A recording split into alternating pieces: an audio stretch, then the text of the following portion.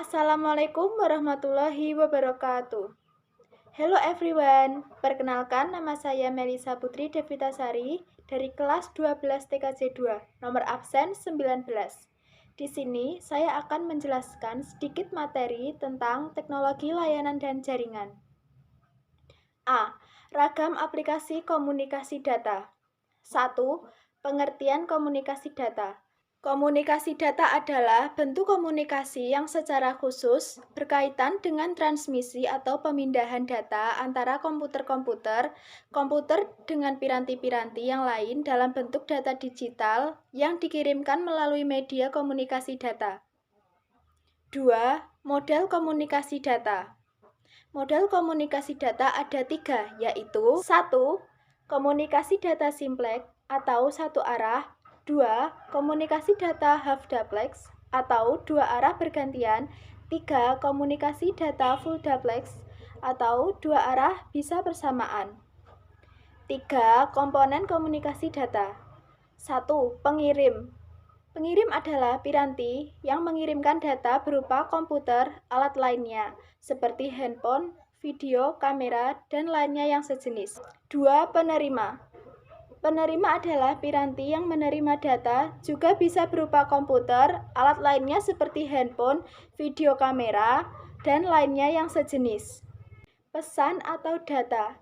Informasi yang akan dipindahkan bisa berupa apa saja, teks, angka, gambar, suara, video, atau kombinasi dari semuanya. Media pengiriman. Media atau saluran yang digunakan untuk mengirimkan data bisa berupa kabel, cahaya, maupun gelombang magnetik. Protokol. Aturan-aturan yang harus disepakati oleh dua atau lebih alat untuk dapat saling berkomunikasi. Tanpa protokol, kedua alat atau lebih mungkin bisa saja saling terhubung tetapi tidak dapat saling berkomunikasi, sehingga message yang terkirim tidak dapat diterima oleh alat yang dituju. B. Berbagai standar komunikasi data. Protokol adalah sebuah aturan atau standar yang mengatur atau mengizinkan terjadinya hubungan komunikasi dan perpindahan data antara dua atau lebih titik komputer. 1. Organisasi Standar Teknologi Komunikasi dan Data Internasional. Organisasi tersebut antaranya adalah A. Badan Standar Eropa, B. Badan Standar Amerika, dan C. Organisasi Global. 2. Karakteristik dasar komunikasi data. 1. Pengirim. 2. Akurasi. 3. Ketepatan waktu. 4. Jitter. 3. Teknologi jaringan telekomunikasi. A. Transmisi.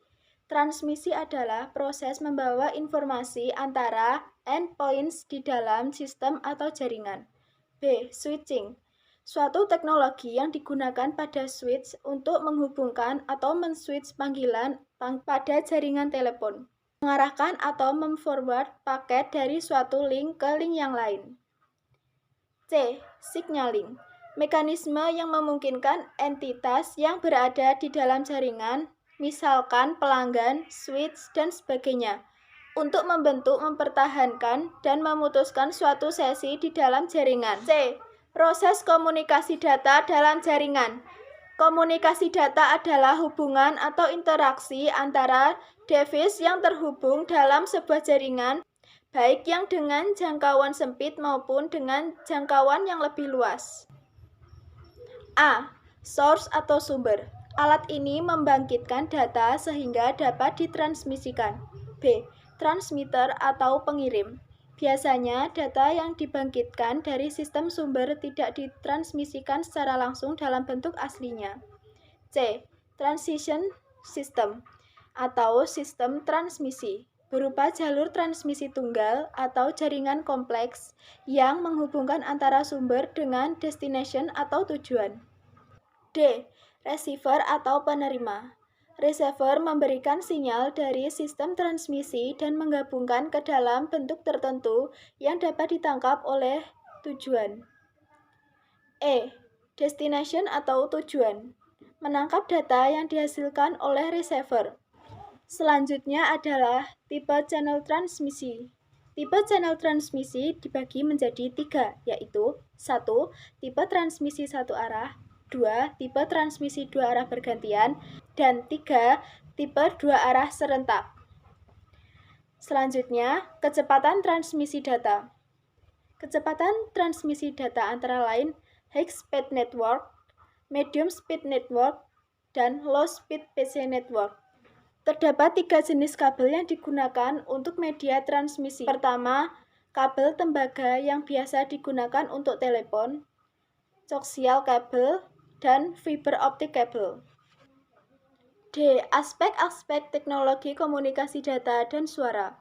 Communication channel antaranya simplex, half duplex, full duplex.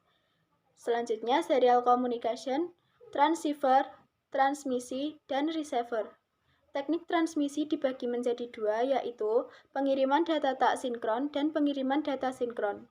E. Komunikasi telekomunikasi dalam jaringan. 1. Analisis kebutuhan sumber daya dalam telekomunikasi. Telepon genggam adalah media komunikasi dua arah yang bisa menyampaikan dan merespon informasi pada saat bersamaan sebagai berikut. 1. Memudahkan jalannya bisnis. 2. Media hiburan dan media sosialisasi. 3. Tak jarang orang tidak hanya memiliki satu telepon genggam saja, melainkan 2 atau bahkan 3. 4. Pada 2011, 77% dari populasi dunia atau 5,3 miliar orang adalah pelanggan telepon seluler. 5. Perkembangan ponsel di zaman ini telah memberikan perubahan perilaku bagi para penggunanya, baik dari segi konsumerisme maupun dari sisi psikologis. 6. Dalam penggunaan ponsel dewasa ini kita pasti mendapatkan sisi positif dan juga sisi negatif. Dampak positif telepon. 1. Hubungan antar manusia. Penggunaan ponsel meningkatkan konektivitas. 2. Dunia kerja dan bisnis menggunakan ponsel dalam dunia bisnis sangat menguntungkan. 3. Dampak demografis untuk warga lanjut usia dapat mengurangi rasa terisolasi. 4. Jenis komunikasi memungkinkan seseorang untuk berkomunikasi dalam berbagai cara. Jika ada dampak positif, pasti juga ada dampak negatifnya. Di antaranya adalah kepribadian anak, perubahan tingkah laku atau menjadi malas. 2. Kesehatan menjadi susah tidur atau sering menjadi kebiasaan. 3. Tingkah laku kehidupan masyarakat semakin tidak peka terhadap lingkungan. 4. Kemalasan. 2. Analisis kebutuhan jaringan dalam telekomunikasi. Beberapa perangkat jaringan yang dibutuhkan dalam telekomunikasi diantaranya A. Wireline atau jaringan kabel, B. Wireless atau jaringan tanpa kabel, C. Jaringan dengan modem, dan D. Jaringan dengan satelit. Jaringan kabel yang dapat digunakan dalam wireless adalah kabel koaksial, twisted pair, dan serat optik. G. Konsep kerja protokoler server switch. Protokol adalah sebuah aturan atau standar yang mengatur atau mengizinkan terjadinya hubungan, komunikasi, dan perpindahan data antara dua atau lebih titik komputer. Standar protokol yang terpopuler sampai saat ini yaitu Open System Interconnecting atau OSI yang telah ditentukan oleh ISO International Standard Organization. Pengertian Voice over Internet Protocol atau VoIP adalah teknologi yang mampu mengirimkan data suara, video, dan data yang berbentuk paket secara real-time dengan jaringan yang menggunakan IP. Selanjutnya, kebutuhan perangkat VoIP. Yang pertama, X-Lite sebagai softphone untuk memanggil atau menerima telepon, IP phone sebagai handphone untuk memanggil atau menerima telepon, Breaker sebagai operating system VoIP, server sebagai operating system VoIP. Diagram rangkaian operasi komunikasi VoIP. Untuk membuat sistem VoIP ada beberapa variasi penyambungannya.